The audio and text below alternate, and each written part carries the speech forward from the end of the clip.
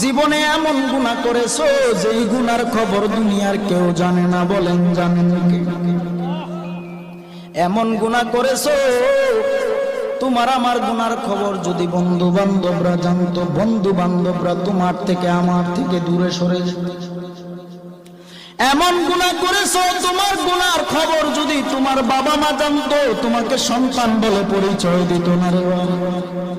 এমন গুনাহ করেছো তোমার আশপাশিরা যদি জানতো, খাগালিয়ার মানুষ যদি জানতো, বাবা এলাকায় জায়গা দিত না। তোমার আমার গুনার খবর এলাকার কেউ জানে না, মা জানে না, বাবা জানে না, ভাই জানে না, বন্ধুরাও কেউ জানে না। বাবা তোমার আমার গুনার খবর এমন কোন গুনাহ নাই যেই গুনার খবর আমার আল্লাহ জানে না। আমার আল্লাহ বলে, ওরে বান্দা বান্দি,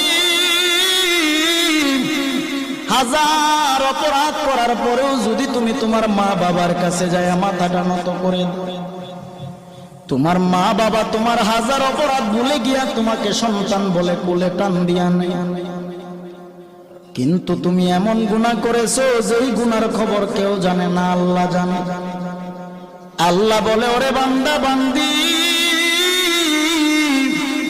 আমি আল্লাহর 100 ভাগ মায়া, 1 ভাগ মায়া আমি আল্লাহ দুনিয়ার মানুষের অন্তরে দিলাম, আর বাকি 99 ভাগ মায়া আমি আল্লাহ গায়বী খাজানায় রেখে দিলাম।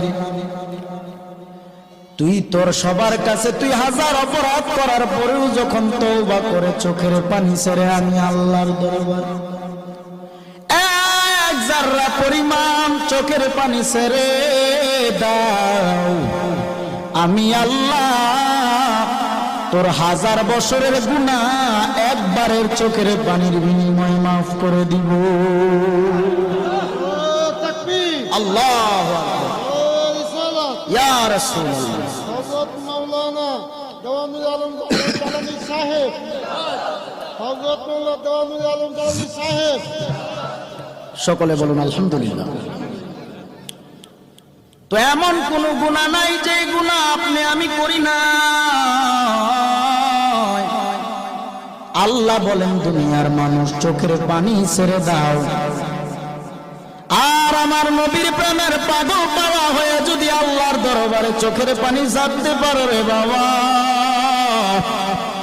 আমার আল্লাহ তোমার আমার আমল নামার গুনাহগুলো মাফ করে দিবে।